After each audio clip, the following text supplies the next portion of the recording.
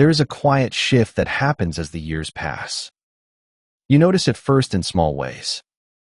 The ground feels slightly less steady beneath you than it once did. You reach for the railing on stairs you once took two at a time. You tire a little earlier in the day, for reasons you cannot quite explain.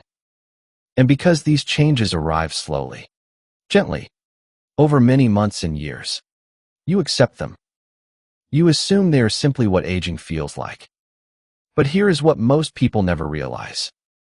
A significant portion of what we call aging is not the passing of time at all. It is something else entirely.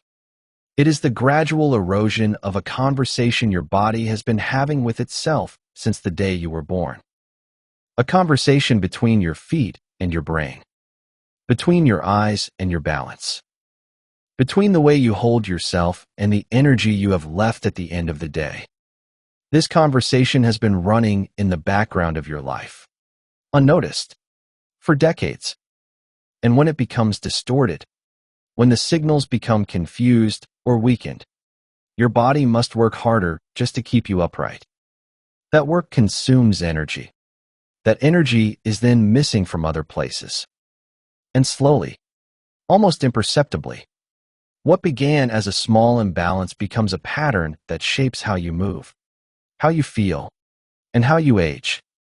What we are about to explore together is not a treatment or a therapy. It is an understanding. An understanding of how the body's hidden architecture determines the quality of your later years. You are listening to the Longevity Library, where we archive the wisdom of healthy aging. The architecture of vitality. How small balances shape long lives. There is a question that has occupied human attention for as long as we have recorded our thoughts. Why do some people remain steady on their feet, clear in their thinking, and resilient in their health well into their later decades, while others seem to decline more rapidly? We have searched for answers in genetics, in diet, in supplements, and in medical interventions. And while all of these play their part, there is another factor that has received far less attention than it deserves. It has to do with something so basic, so present in every moment of our waking lives, that we rarely think about it at all. It is the way we hold ourselves in space, the relationship between our feet and the ground, the alignment of our head over our shoulders, the tiny adjustments our bodies make with every step, every breath, every glance. What follows is an exploration of how these fundamental relationships shape not just our comfort or our appearance, but the very fabric of our health as we move through life. This is not a guide to standing up straighter. It is an invitation to consider the body as a system of communication, a constant conversation between our physical structure and the remarkable biology that animates it. The body as a listening system. We tend to think of our bodies as machines. We have parts that move, parts that pump, parts that process. And like any machine, we assume that if we maintain the parts properly, the whole will continue functioning. This mechanical view has served us well in many ways. It has given us joint replacements and surgical repairs and interventions that can restore function when things break. But the body is not merely a machine. It is, more fundamentally, a listening system. Every square inch of your skin contains receptors that gather information about the world. Your eyes capture light and translate it into electrical signals that your brain interprets as images. Your inner ear constantly monitors your position relative to gravity. The soles of your feet, remarkably dense with sensory nerves, report back on every surface you walk upon. All of this information flows continuously into your nervous system, where it is integrated, interpreted, and acted upon. Most of this happens without any conscious awareness on your part. You do not decide to adjust your balance when you step onto an uneven surface. Your body simply does it, automatically, drawing on information your senses have provided. This constant stream of sensory data does more than just keep you upright. It shapes the way your entire nervous system functions. The quality of information coming in determines the quality of regulation going out. When sensory input is rich, varied, and balanced, your nervous system can do its job effectively. When sensory input is impoverished, distorted, or asymmetrical, your nervous system must work harder to compensate. Consider for a moment what happens when you walk barefoot on a beach. Your feet sink slightly into the sand, which shifts and conforms to your weight. The temperature varies from one step to the next. Small shells and pebbles press into your soles. Your ankles make constant micro-adjustments to maintain stability. Your eyes scan the horizon, the waves, the people around you. Your inner ear registers your movement through space. Now consider what happens when you walk on a perfectly flat, perfectly smooth floor wearing thick-soled shoes that cushion your feet from any sensation. The information reaching your brain is dramatically reduced. Your feet report only that they are enclosed and supported. Your eyes see a uniform surface stretching ahead. Your inner ear still registers movement, but without the rich input from your feet. Your brain has less information with which to coordinate your steps. One of these experiences is the exception in human history. The other has become the norm. And while we rarely think about this difference, it may have consequences that extend far beyond the moment of walking. The ground beneath us, the human foot, is one of the most remarkable structures in the body. It contains 26 bones, 33 joints, and more than 100 muscles, tendons, and ligaments. But its most extraordinary feature is invisible to the naked eye. The skin of the foot contains one of the highest concentrations of sensory receptors in the entire body. These receptors come in many varieties. Some detect light touch, alerting you to the presence of something contacting your skin. Others respond to deeper pressure, telling you how much weight you are placing on different parts of your foot. Still others detect vibration, stretch, and the shearing forces that occur when your foot moves against the ground. Together, they create a constant stream of information about your relationship to the surface beneath you. This information serves multiple purposes. Most obviously, it helps you maintain balance. When you stand on one foot, the sensory receptors in that foot send continuous updates to your brain about shifts in your weight, allowing your muscles to make tiny corrections that keep you upright. Without this feedback, standing would require enormous conscious effort. But the information from your feet does more than coordinate balance. It influences the tone of your muscles throughout your body. It affects the position of your pelvis and the curve of your spine. It even influences the activity of your nervous system at a fundamental level, affecting things like heart rate and digestion. This is why traditional cultures around the world have long valued direct contact with the earth. The practice of walking barefoot, of grounding oneself to the natural world, appears in some form in nearly every human society. While modern explanations for this practice often focus on electrical grounding or energy flow, the sensory explanation is more straightforward. Your feet were designed to feel the ground, and they function best when they are allowed to do so. The modern world has largely eliminated this sensory experience. We spend our days on manufactured surfaces, wood floors, concrete sidewalks, asphalt roads, carpeted offices. We encase our feet in shoes that cushion, support, and insulate. We walk on surfaces so uniform that they provide almost no variation in sensation from one step to the next. This is not inherently harmful. Human beings are adaptable, and we can function perfectly well in these environments. But there may be a cost. When the brain receives less information from the feet, it must rely more heavily on other sources, particularly the eyes and the inner ear. This shifts the burden of balance and coordination, potentially making the system more vulnerable when those other sources are compromised. For older adults, this vulnerability can become significant. Age-related changes in vision are common. The inner ear's function can decline. When these changes occur in someone who has also lost sensory input from the feet, the combined effect can be a significant reduction in balance, confidence, and stability. The fear of falling that many older adults experience is not simply a psychological phenomenon. It reflects a real reduction in the quality of information the brain is receiving about where the body is in space. The eyes that lead. If the feet are the foundation, the eyes are the navigators.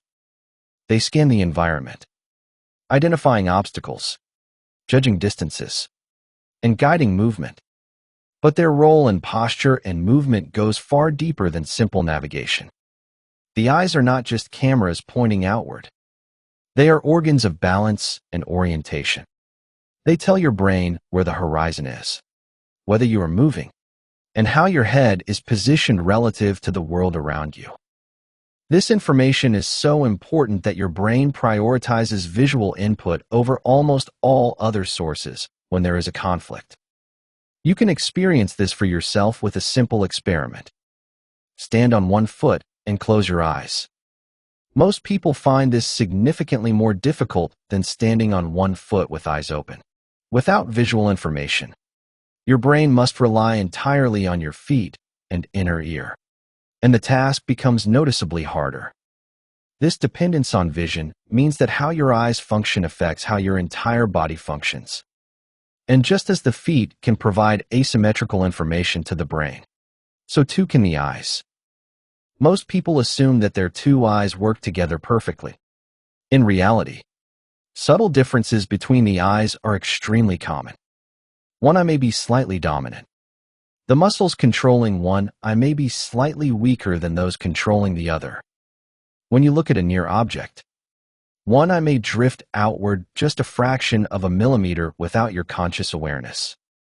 These tiny differences matter because your brain is constantly comparing the input from your two eyes. When it detects a mismatch, it makes adjustments. It may subtly shift your head position to bring the eyes into better alignment. It may alter the tone of muscles on one side of your neck. Over time, these micro-adjustments can create patterns of tension and compensation that extend throughout your body. The relationship works in both directions. Just as eye imbalances can affect body posture can affect eye function. When your head is carried forward of your shoulders, the muscles that move your eyes must work differently than when your head is balanced properly. The visual system must adapt to this new orientation, potentially creating strain and inefficiency. This connection between vision and posture has practical implications. Simple eye exercises, performed slowly and attentively, can sometimes improve the coordination between the eyes. When the eyes work better together, the information they provide to the brain becomes more balanced. And when the brain receives more balanced information, it can organize the body more efficiently. The exercises themselves are not complicated. One involves holding a small object at arm's length and slowly bringing it toward your nose while maintaining focus. The key is to move slowly enough that you can notice if one eye loses the target. Another involves making slow circles with a finger while following it with your eyes, keeping the head still. The goal is not to strain or push through difficulty, but to gently encourage the eyes to work together. For most people, the challenge with these exercises is not physical but attentional. They require slowing down, paying attention, and noticing subtle sensations. This quality of attention is itself beneficial. It activates parts of the brain that are involved in conscious awareness and self-regulation, creating a state that supports learning and change. The inner ear and the sense of balance. Deep within the skull, behind each ear, lies a structure so small and so delicate that it remained largely mysterious until relatively recently in human history. The vestibular system, as it is called, consists of fluid-filled chambers and tiny hair cells that detect movement and orientation. It is your body's internal gyroscope. Unlike your eyes, which you can close, or your feet, whose input you can ignore. The vestibular system is always on. It continuously monitors your head's position relative to gravity, detecting even the slightest tilt. It registers rotation, acceleration, and deceleration. It tells your brain whether you are upright or upside down, moving steadily or changing direction. This information is so fundamental that it shapes the function of nearly every other system in your body. The vestibular system has direct connections to the muscles that control your eyes, allowing them to compensate for head movements and maintain a stable visual field. It connects to the spinal cord, influencing muscle tone throughout your body. And it connects to the brainstem, where basic functions like breathing, heart rate, and arousal are regulated. The vestibular system develops early in life, and its proper function depends on movement. Infants who are held, carried, rocked, and allowed to move freely develop stronger vestibular systems than those whose movement is restricted. The spinning, rolling, and tumbling that young children engage in is not just play. It is a form of sensory education, teaching the vestibular system how to interpret and respond to movement. As we age, the vestibular system can decline. The hair cells that detect movement can become less sensitive. The connections between the vestibular system and other parts of the brain can weaken. This decline is one reason why older adults may feel dizzy or unsteady, particularly when turning quickly or moving from sitting to standing. But the vestibular system also responds to use. Just as muscles strengthen with exercise, the vestibular system can be maintained and even improved through activities that challenge it. Gentle balance exercises, slow turns of the head, activities that involve changing direction. All of these provide input that helps keep the vestibular system functioning well. The key is to provide this input consistently and gently. Sudden, extreme movements can be disorienting and even dangerous, particularly for someone whose vestibular system has already declined. But slow, controlled movements, performed regularly, can help maintain the connections that keep us steady on our feet. The conversation between systems. What makes the body's balance system remarkable is not any single component, but the way all the components work together. Your feet, your eyes, and your inner ear are constantly sending information to your brain. Your brain integrates this information and sends signals back to your muscles, adjusting your position and tone.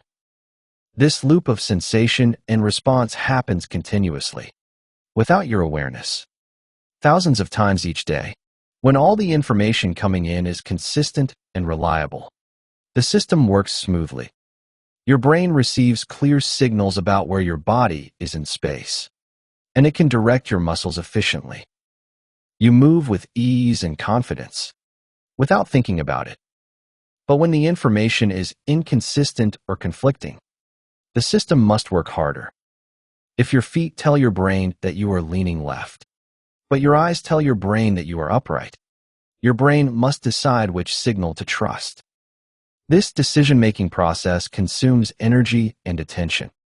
It creates tension as muscles are recruited to compensate. Over time, this constant compensation can lead to fatigue, discomfort, and reduced function. This is why seemingly minor imbalances can have far-reaching effects. A slight difference in the way your 2 feet contact the ground can create a cascade of compensations that extend all the way to your jaw. A subtle misalignment of your eyes can alter the way you hold your head, which changes the way your neck muscles work, which affects your shoulder position, which influences your breathing. Each compensation creates new demands on the system, and the cumulative effect can be significant. The body's ability to compensate is remarkable. It can adapt to almost any imbalance, finding ways to keep you upright and moving. But this adaptability has a cost. The energy required to maintain compensation is energy not available for other functions. The tension created by compensation can become chronic, leading to discomfort and restricted movement. And the constant background effort of maintaining balance can contribute to a sense of fatigue that has no obvious cause. The origins of pattern. If you are an older adult reading this, you have likely accumulated decades of compensations. Every injury you have ever had, every habit you have ever formed, every pair of shoes you have ever worn has left its mark on your posture and movement patterns. These patterns are not right or wrong. They are simply the solutions your body found to the challenges it faced. Understanding where these patterns come from can help make sense of why your body feels the way it does. Some patterns begin very early in life, even before birth. The position a baby occupies in the womb, the experience of being born, the way they are held and carried in the first months of life. All of these shape the developing nervous system. The first year of life is particularly important. During this time, infants go through a sequence of movement development that builds the foundation for everything that follows. They learn to lift their heads, which activates the muscles of the neck and stimulates the vestibular system. They learn to roll, which teaches their brains about rotation and spatial orientation. They learn to crawl, which coordinates the two sides of the body. They learn to stand, which requires integrating information from feet, eyes, and inner ear in a new way. Each of these stages involves what are called primitive reflexes, automatic movement patterns that are present at birth and should become integrated as the brain matures. The startle reflex, which causes a newborn to throw out its arms when surprised, is one example. This reflex should disappear by about 4 months of age, replaced by more voluntary control of movement. When these reflexes are not fully integrated, when the movement stages are skipped or rushed, when a child is not given enough opportunity to move freely, when illness or injury interferes with development, the patterns can persist. The reflexes may no longer be visible as obvious movements, but their influence can still be felt. They create subtle biases in the way the body organizes itself, tendencies towards certain positions or movement patterns that persist throughout life. Later in life, injuries add new layers to these patterns. When you sprain an ankle, your body learns to favor the other side. When you have back pain, you unconsciously adjust your posture to avoid the painful position. These adaptations are protective in the moment, but they can become habits that outlast the original injury. Long after the ankle has healed or the back pain has resolved, the body may continue moving as if the injury were still present. The shoes we wear also leave their mark. Years of wearing shoes with elevated heels, narrow toe boxes, or rigid soles shape the way our feet function. Muscles that would otherwise be active become lazy. Joints that would otherwise move freely become restricted. The feet adapt to the shoes, and the rest of the body adapts to the feet. None of this is cause for regret or self-criticism. Your body has done an extraordinary job of navigating the challenges you have presented it with.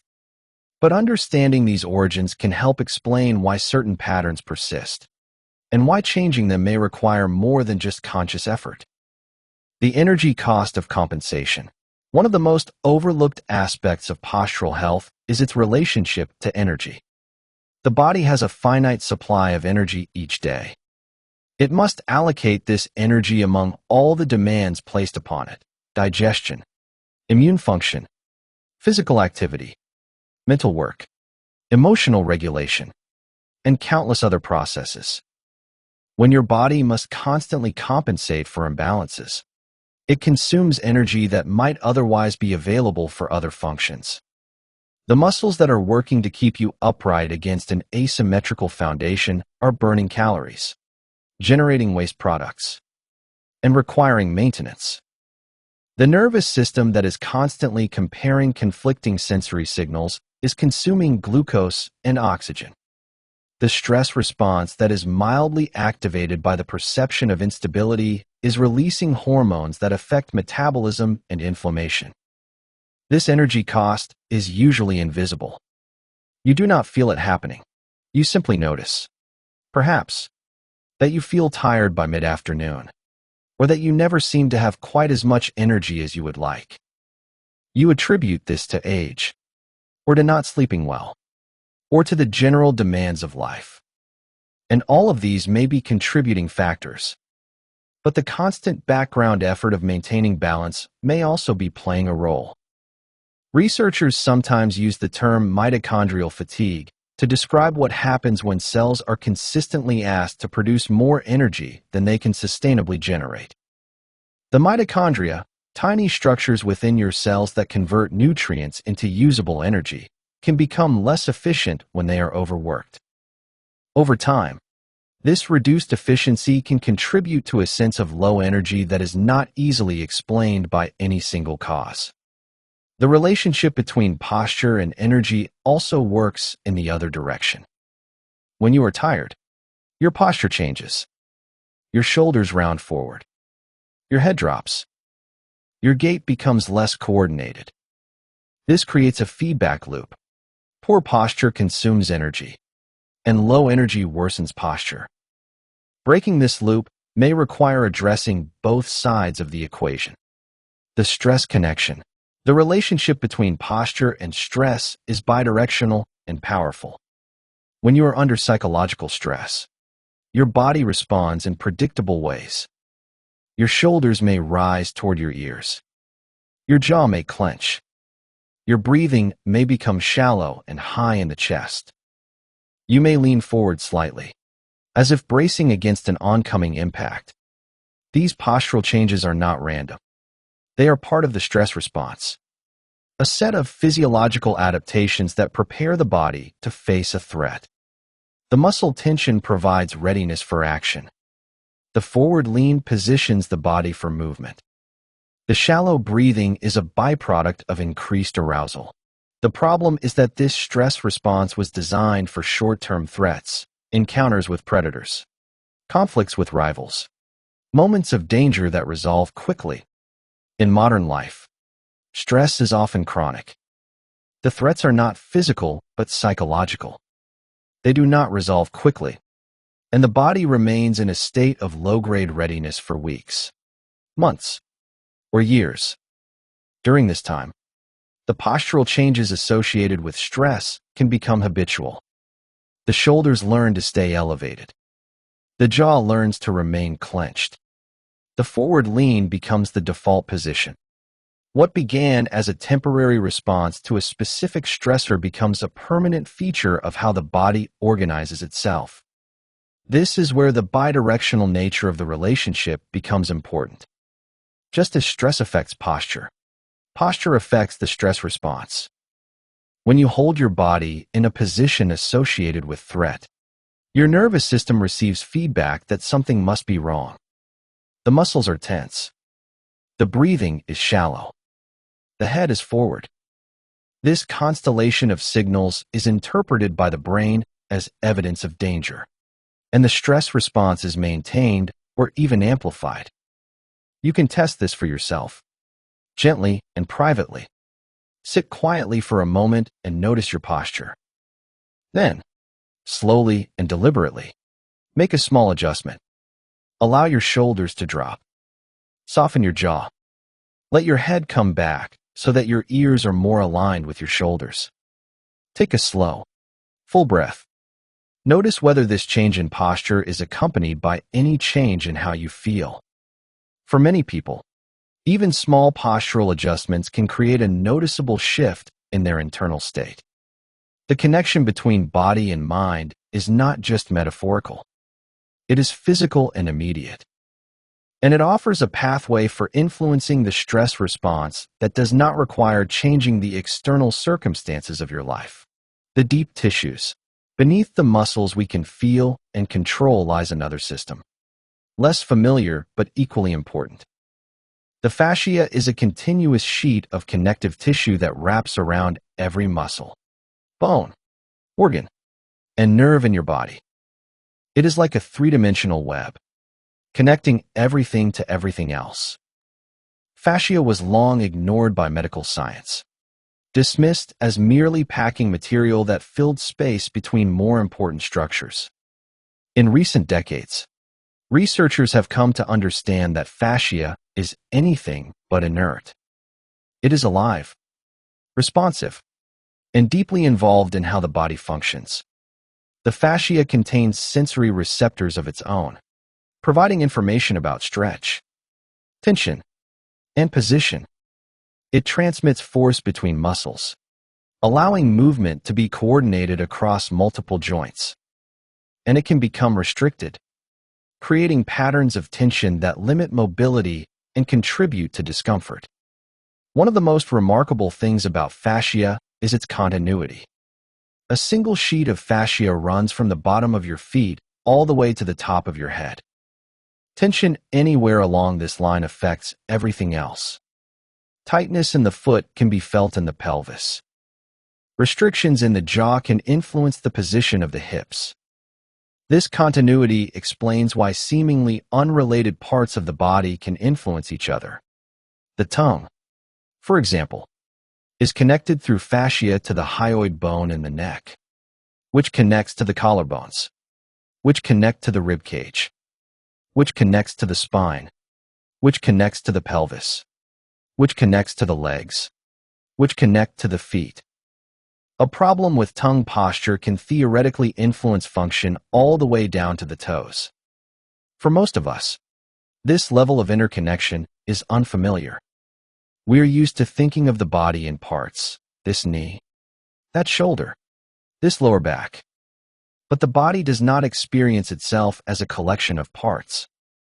It experiences itself as a whole, and when something is out of balance, the whole system adjusts to accommodate it. The breath connection. Breathing is the one autonomic function that we can also influence voluntarily. We cannot decide to change our heart rate directly, but we can change our breathing, and heart rate follows. This makes breathing a unique bridge between conscious and unconscious processes. Posture has a profound effect on breathing. When you are slumped forward with rounded shoulders and a dropped head, your rib cage is compressed. Your diaphragm, the primary muscle of breathing, cannot move as freely. Your lungs have less space to expand. Your breathing becomes shallower and more dependent on the accessory muscles of the neck and chest. This type of breathing is less efficient. It moves less air with each breath, requiring more breaths per minute to meet the body's oxygen needs. It also tends to activate the sympathetic nervous system, the branch associated with arousal and stress. Shallow, rapid breathing signals to the brain that something is demanding attention, and the brain responds by maintaining a state of alertness.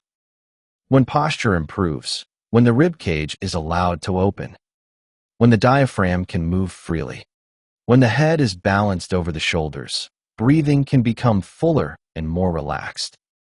Each breath moves more air, so fewer breaths are needed.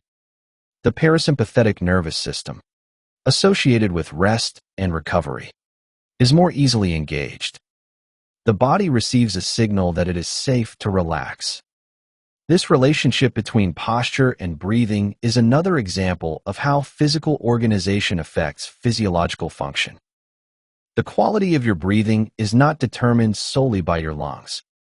It is influenced by the entire structure of your upper body, the position of your spine, the orientation of your rib cage, the tone of your abdominal muscles, the freedom of your diaphragm. And because breathing affects everything from oxygen delivery to stress regulation to digestive function, the postural influences on breathing ripple outward to affect the whole body. The mouth and the body. Of all the connections between different parts of the body, the relationship between the mouth and the rest of the system is among the most surprising to many people. The jaw, the tongue, and the teeth seem distant from the feet and the spine. But the facial connections described earlier create a direct link. The temporomandibular joint, or TMJ, connects your jaw to your skull. This joint is one of the most complex in the body, capable of both hinge and sliding movements. It is involved in speaking, chewing, swallowing, and expressing emotion. And it is surrounded by muscles that are among the most constantly active in the body. When the jaw is not in its optimal position, the muscles around it must work harder. This tension can radiate outward, affecting the muscles of the neck, which affect the shoulders, which affect the spine. A jaw that is habitually clenched or shifted to one side creates a pattern of tension that extends throughout the body. The tongue plays an equally important role. In its optimal resting position, the tongue lies flat against the roof of the mouth, with its tip just behind the upper front teeth. It does not press against the teeth. It does not rest on the floor of the mouth. It fills the space of the palate, providing gentle, constant pressure that helps maintain the shape of the dental arch. This tongue posture supports nasal breathing, which is the body's preferred mode of breathing. Nasal breathing filters, warms, and humidifies the air before it reaches the lungs. It also supports the production of nitric oxide, a molecule that helps blood vessels dilate and improves oxygen delivery throughout the body. When the tongue rests low in the mouth breathing becomes more likely. The airway can become narrower, particularly during sleep. The muscles of the throat must work harder to keep the airway open, and the pattern of tension created by low tongue posture can affect the position of the head and neck. The teeth themselves are also involved. Under ideal conditions, the teeth should only contact during chewing, approximately 12 minutes per day, according to some estimates. At all other times, there should be a small space between the upper and lower teeth. When people clench their teeth throughout the day, often without awareness, they create constant tension in the jaw muscles that can affect the entire body. For older adults, these oral considerations may seem less urgent than other health concerns, but they are worth attention because they are modifiable. Becoming aware of jaw clenching during the day and gently releasing it costs nothing and takes only a moment. Noticing where the tongue rests and gently lifting it to the palate can be done while sitting in a chair or waiting in line. These small adjustments, repeated many times, can gradually change the patterns that have become habitual. The question of time. One of the most common questions people have when considering these ideas is how long it takes to see change. The answer depends on many factors, including the nature and duration of the patterns involved, the consistency of the practice, and the overall health of the nervous system.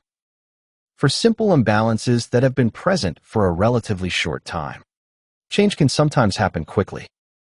A person who has developed a slight favoring of one leg due to a recent injury may find that gentle awareness and simple exercises restore symmetry in a matter of weeks.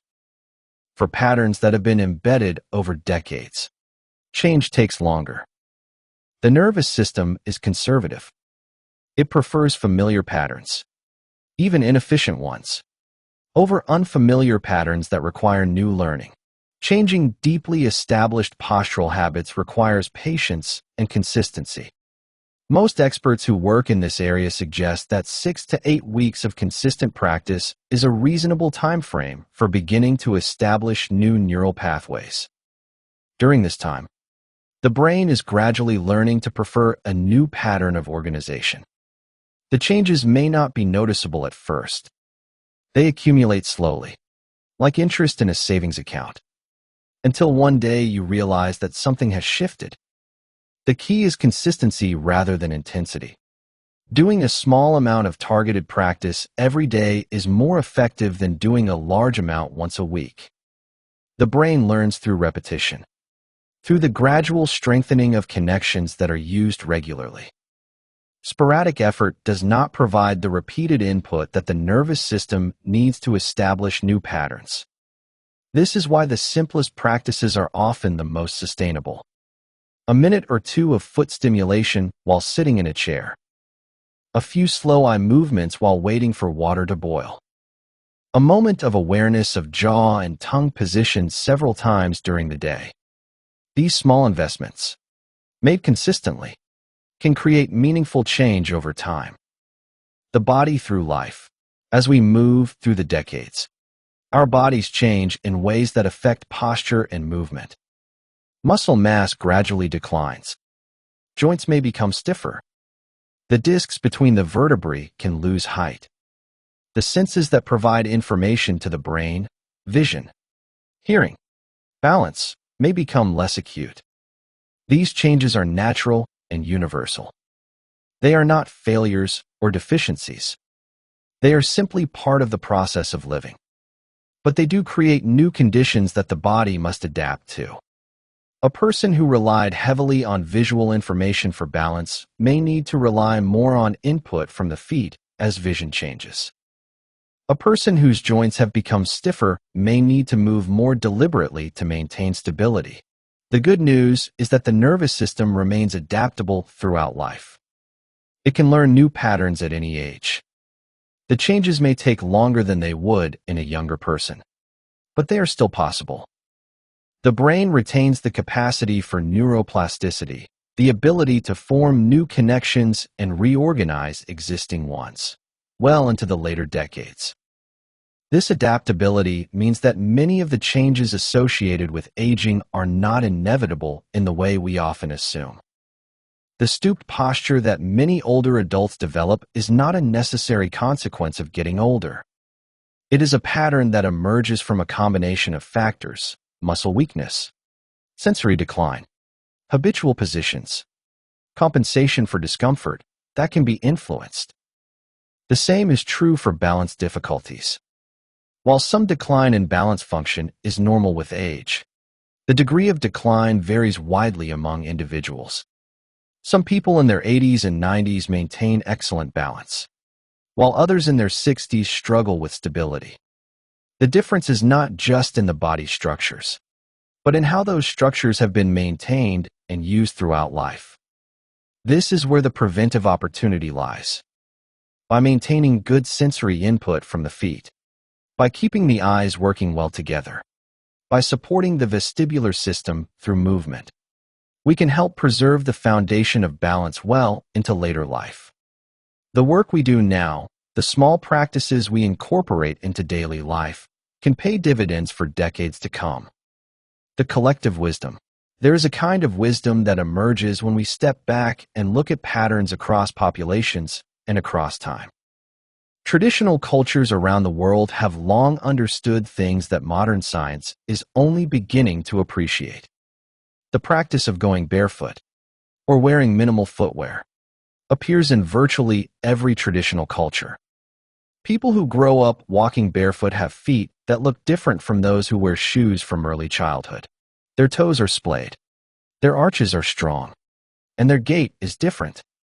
They have fewer foot problems and better balance.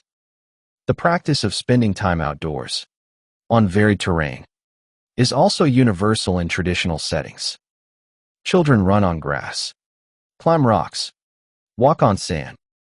Their sensory systems are constantly challenged and stimulated by the variety of surfaces they encounter. This variety provides the kind of rich input that keeps the nervous system engaged and adaptable. The practice of carrying objects on the head, which appears in many cultures, requires a particular kind of postural organization. To balance a load on the head, the spine must be aligned, the head must be centered over the pelvis, and the gait must be smooth and steady. People who grow up carrying this way develop remarkable posture as a matter of necessity. These traditional practices were not developed as health interventions. They were simply the way people lived. But they had health effects nonetheless. The bodies shaped by these practices function differently from bodies shaped by modern sedentary lifestyles and supportive footwear. We cannot return to traditional ways of living, nor would most of us want to. But we can learn from them. We can understand that the human body evolved under conditions very different from those we now inhabit. And we can make small adjustments that bring our modern lives into better alignment with the bodies we have inherited. The integration of practice. If there is a single message that emerges from all of this, it is that the body is a system. It cannot be understood by looking at parts in isolation. It must be understood as a whole, with each part influencing and being influenced by all the others. This systemic view has practical implications. It suggests that the most effective approaches to maintaining function are those that address multiple aspects of the system simultaneously.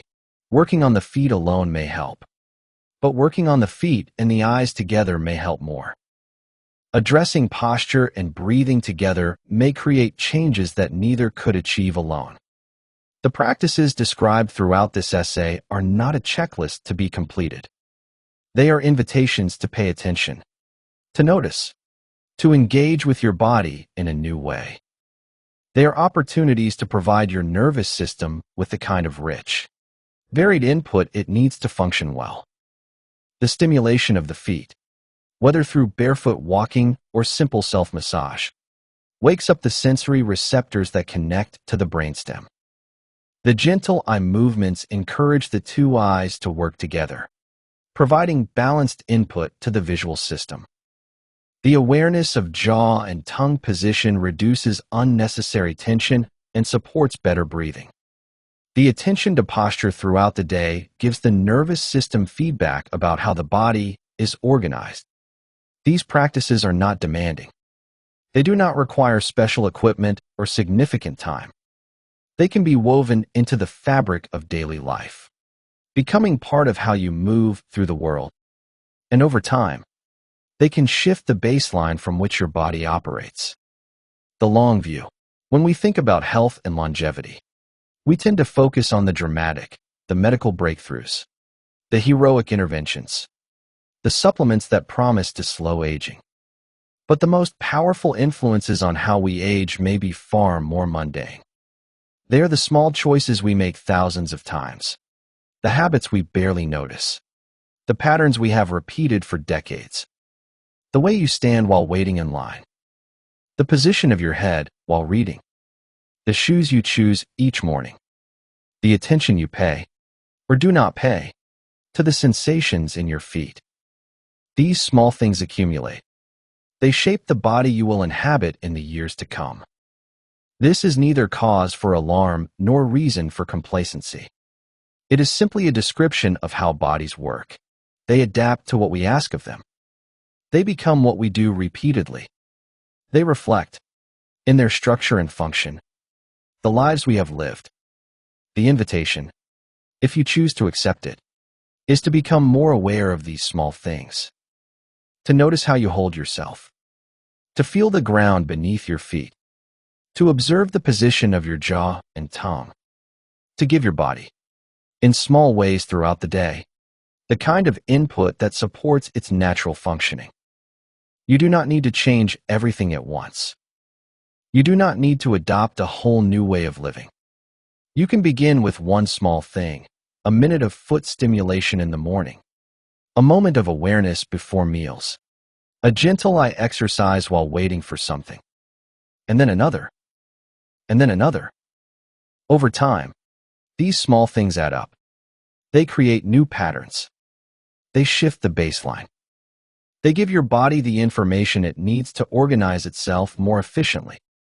And they remind you, in a quiet and steady way, that you are not just a passenger in your body. You are its constant companion and its lifelong inhabitant. The architecture of vitality is not built in a day. It is built in the small moments, the quiet choices, the daily practices that accumulate over years and decades. And it is never too late to begin. The body you have right now, at this moment, is capable of change. It is listening, always, to what you give it, and it will respond, in its own time, to the attention you offer. And so we arrive where we began. The body you inhabit today is not merely the result of time passing. It is the result of countless conversations between your senses and your structure, your habits and your compensations, the signals you have sent and the signals you have ignored. The quiet truth that emerges from all of this is simple and profound. Much of what we call aging is not inevitable decline. It is accumulated adaptation. Your body has been doing its best for decades with the information you have given it. And because the body remains capable of change at any age, the conversation is never truly finished. If you have found something in this exploration worth considering, something that resonates with your own experience or raises questions you had not thought to ask, we would welcome your reflections in the comments. This library grows richer with each voice added to it. And if you would like to continue this journey through the architecture of healthy aging, we invite you to explore the other volumes collected here and to subscribe so that new wisdom finds its way to you when it arrives. Until next time, may you walk steadily, breathe fully, and inhabit your body with the attention it deserves.